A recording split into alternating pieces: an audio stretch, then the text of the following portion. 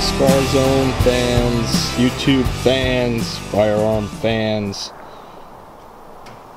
people of all walks of life.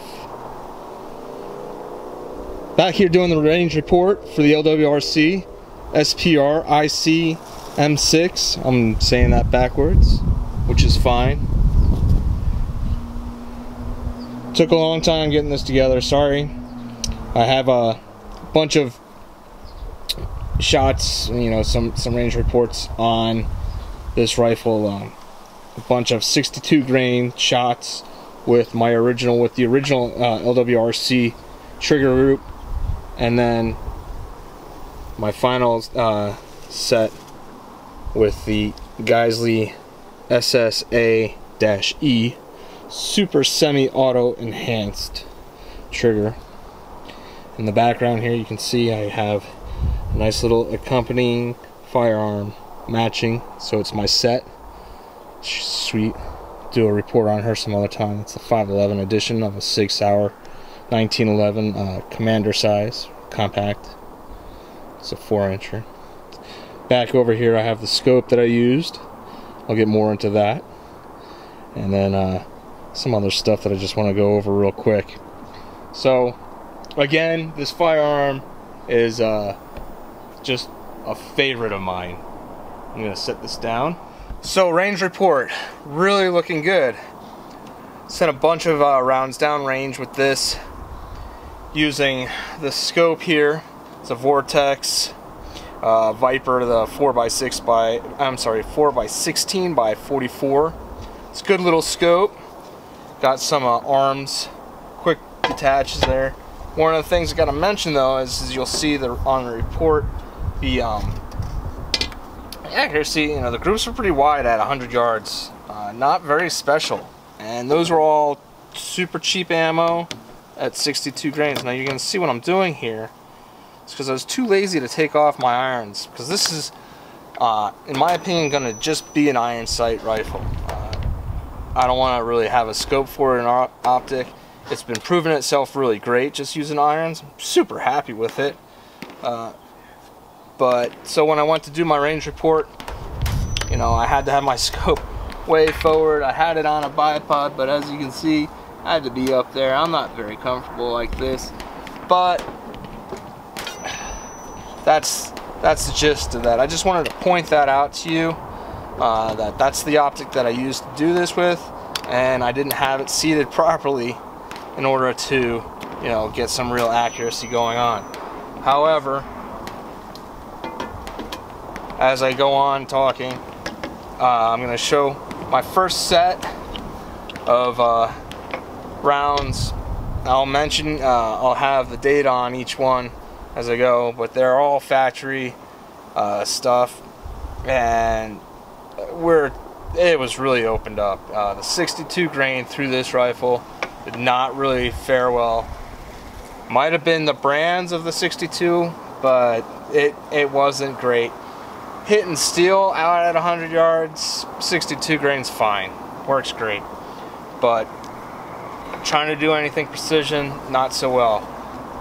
Bought a couple of high-end rounds. I bought some Hornady, and I bought some Fiacci, if I said that right. I'm always saying stuff wrong. You guys are great for always correcting me. Love you. So, Hornady, shit. I mean, it was 75 grain bowtail hollow points. Did not work out at all coming through this rifle. It was very opened up, all over the place. Now all these are 5-shot groups that I was doing. Then I had 2 different hand loads, so I tried those out.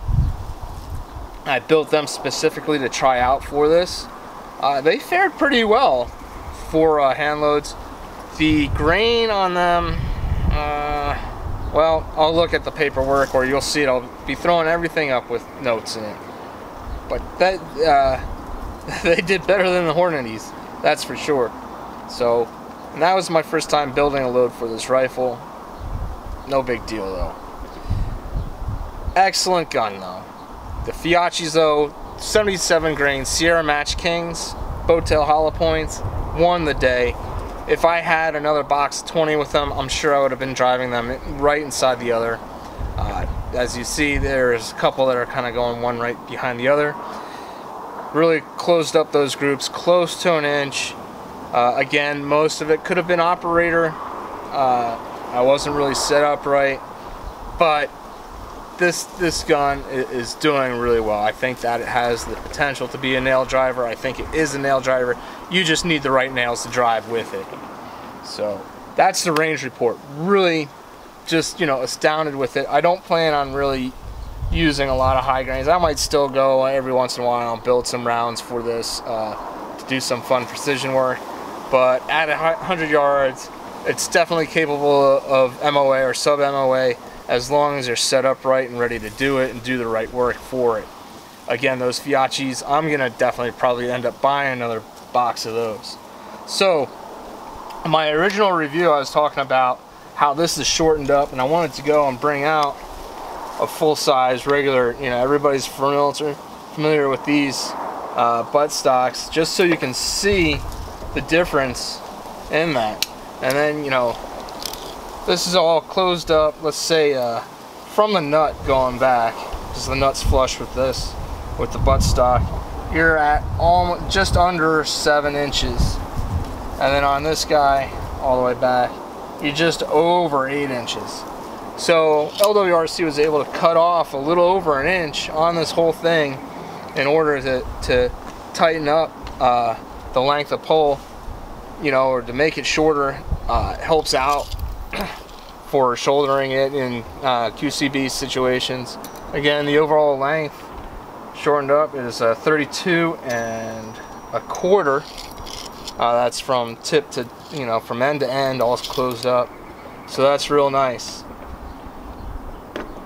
I haven't found anything I don't like about this rifle.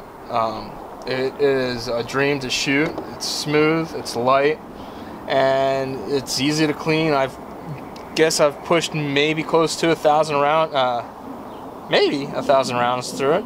I gave her a thorough cleaning today, and if you guys are interested, I'm going to just do this real quick and show you, because this is a piston system. I don't know if people are looking to buy this rifle or are interested in purchasing it, but once you get there, you might want to do that, this is how you gain access to that system. Here it is, real simple, and even easier to go and take apart. So take it down, out, oops, not that, out. So you got 1, 2, 3 pieces. That's it. When it comes time to clean this, you know, you do get carbon going on in there, and you do want to clean it. Do not use any kind of oil rag or wipe it down with oil rags. All that's going to do is let that carbon stick straight on to it. It's going to look real nice that day, but you're going to end up, so, you know, it's all going to end up sticking on it. Gun scrubber and any carbon remover, just douse it and clean it with a wire brush. Wipe it down with a paper towel or some kind of rag that's grease free, and you're done. That's it. You know, I spent a good maybe 10 minutes on this today cleaning it up, and you know, I'm doing well. All right, video magic. So that's about it. Now, the only concern I have is these screws. LWRC also says that this is a 100% return to zero, and I would say yeah, except every once in a while you're gonna want to put your fingers up here and check the tightness of these screws.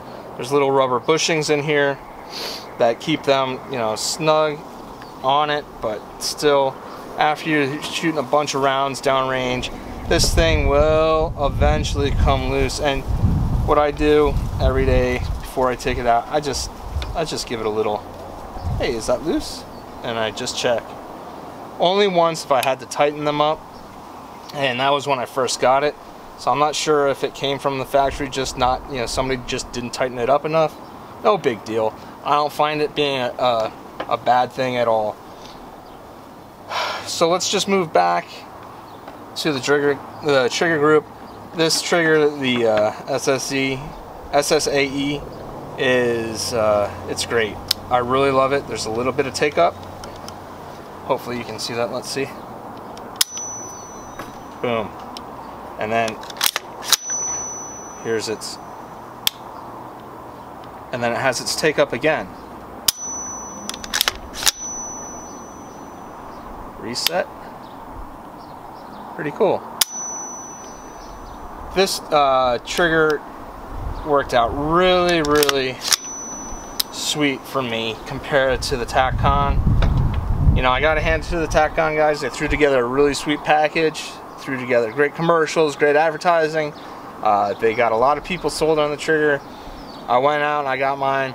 We tried it, didn't like it. It did not work for me. I can pull them a lot faster off of this trigger than I could on that, and I didn't have to learn anything new. So, plus this now works out as an awesome, you know, two-stage tactical trigger for me, for making those shots, crisp, clean breaks. I just love it. Anyway, that's the range report. I'm glad that you guys came back to watch this, the second part. I've been meaning to do it. I wish I had some more filming for you of this out on the range. I'm going to do a fun shoot sometime and just have a bunch of blasting videos, because we all like to see that. But I wanted to get this report out to you. It's been killing me that I haven't done it in a long time. And that's the zone, man. And I'm out of here, and so are you. Don't forget to hit that like button.